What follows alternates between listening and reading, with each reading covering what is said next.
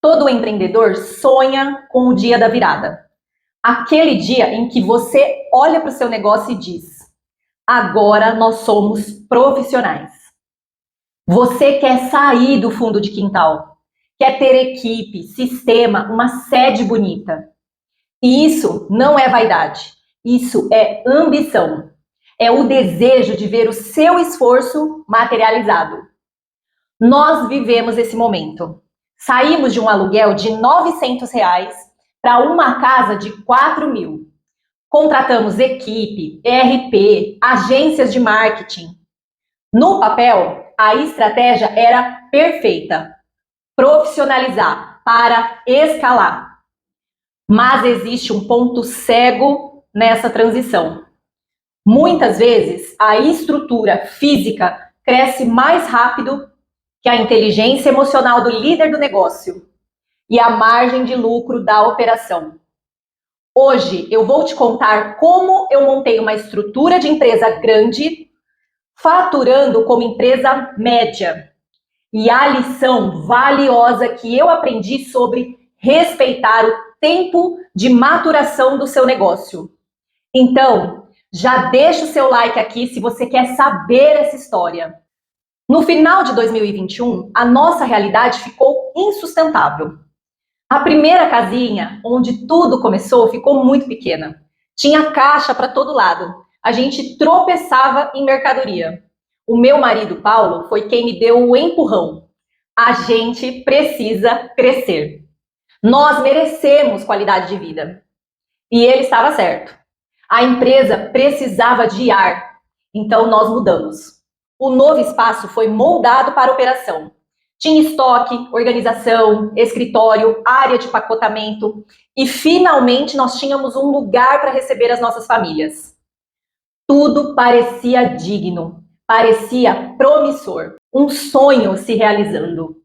E aqui eu quero que você entenda: buscar conforto e estrutura não é errado. O problema não foi a mudança. O problema foi que, junto com a casa nova, eu trouxe uma mentalidade antiga, de medo e ansiedade. Nessa época, eu fazia absolutamente tudo, desde a compra de estoque ao marketing.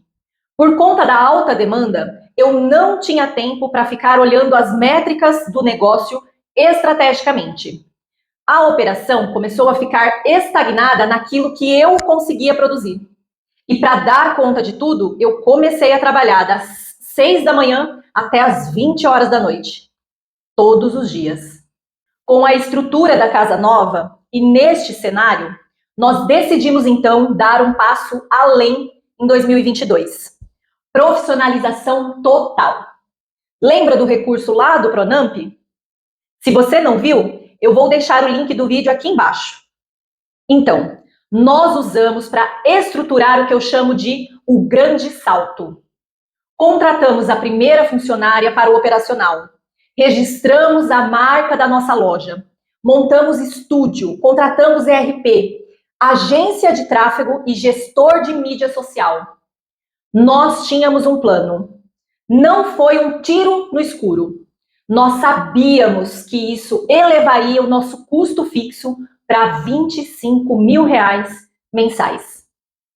Sabíamos que, com o faturamento da época, aproximadamente R$ 100.000, nós fecharíamos com 16 mil no negativo, por mês.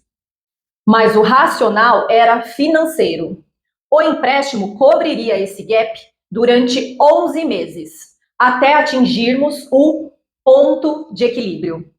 Para quem não sabe, o ponto de equilíbrio é o momento exato em que a empresa não tem lucro e nem prejuízo.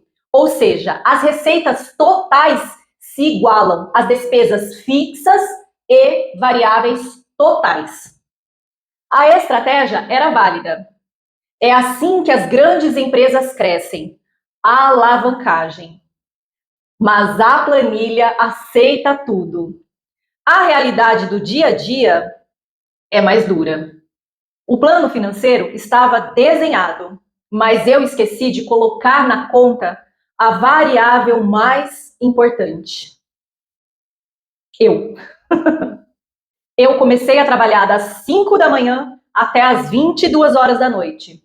E eu estava tão ocupada fazendo a operação rodar, criando conteúdo, comprando, pagando, postando, atendendo, que eu não tinha tempo de ser a estrategista que este plano ousado exigia. A empresa cresceu, mas eu continuei centralizadora. Eu tinha funcionária, mas tinha dificuldade e falta de paciência de parar para treinar. Eu tinha a ferramenta mais robusta do mercado, mas não tinha tempo para analisar os dados. Eu tinha terceirizados investindo o meu dinheiro em marketing, mas eu não tinha um conjunto de métricas de base para medir o retorno sobre o meu próprio investimento e o sucesso das campanhas que estávamos fazendo.